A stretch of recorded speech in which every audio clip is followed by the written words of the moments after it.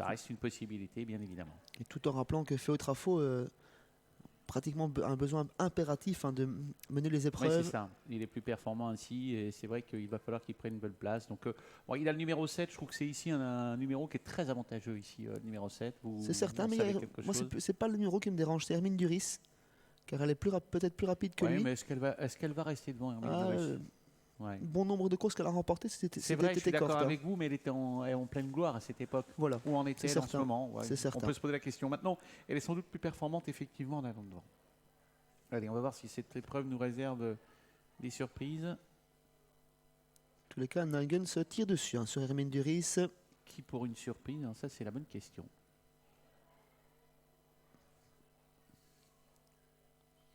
Tout le monde va vouloir peut-être... Oh là, un cheval est au galop.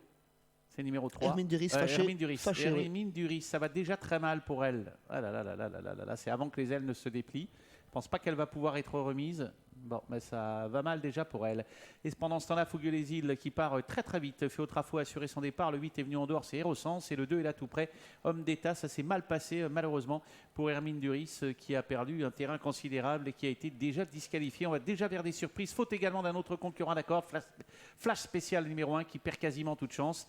Et pendant ce temps-là, c'est le 2 qui vient en tête. Homme d'État qui relaye au commandement Fougueux les Îles. Alors que se rapproche le numéro 7, Féo Trafo, qui est venu à sa main et qui tente maintenant de progresser, mais flanqué à son extérieur de Hérosens. Le 10 est là tout près, c'est Dodi Duvivier, il patiente. Le favori est là, mais n'a pas encore pu se rabattre en tête de course, puisque c'est Homme d'État qui est pour l'instant, on fait le forcing avec Hérosens. Fougueux des Îles profite d'un très bon parcours, le les marrons du feu pour l'instant. Féo Trafo vient en 4e position, il est suivi par Dodi Duvivier, et on se rapproche avec Fanjo de Carmel, alors que Hérosens a esquissé un temps de galop. Oui, et Fanjo de Carmel a pu se rabattre dans le sillage de Féo Trafo, et du coup il brûle un peu la politesse au numéro 10, Dodi Duvivier, qui était là également, alors que les concurrents vont sortir du tournant bientôt.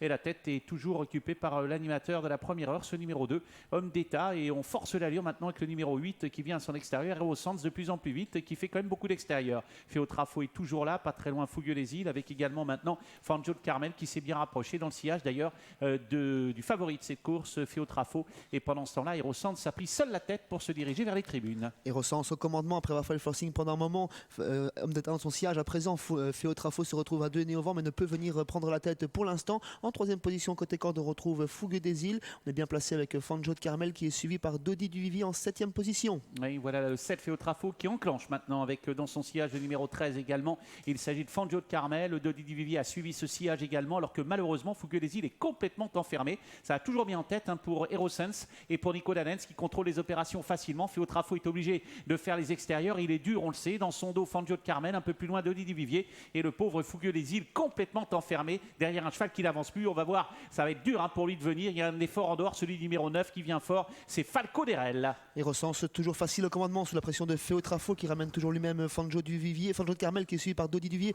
Falco Derel qui tente de les contourner. Féo Trafo prend le commandement dans le dernier virage, se sauve de 2-3 sur le qui d'avance. Ah oui, et pendant ce temps-là, on n'en peut plus avec le numéro 13, Fanjo de Carmel, alors que derrière, il y a un cheval qui est au galop, c'est le numéro 12, c'est Gigolo Pan, tandis que Dodi Duvivier essaye de venir. Seul en tête, Féo Trafo très détaché maintenant. En 2e position, le 9 est là, c'est Falco Derel qui va être attaqué bientôt à l'extérieur par le 10, Dodi Duvivier qui va terminer vite. On essaye de revenir également avec Fanjo de Carmel qui refait du terrain. Féo Trafo est seul en tête maintenant. Dodi Duvivier et Fanjo de Carmel qui tente de revenir sur le numéro 9, Falco Derel qui va peut-être tenter de conserver la 2e place, même si on vient très fort un petit peu tard avec Dodi Duvivier. Seul en tête, Féo Trafo qui va survoler cette course. La 2e place pour le 9, Falco Derel. La 3e pour le 10, Dodi Duvivier. La 4e pour le numéro 6, Fougueux des Îles.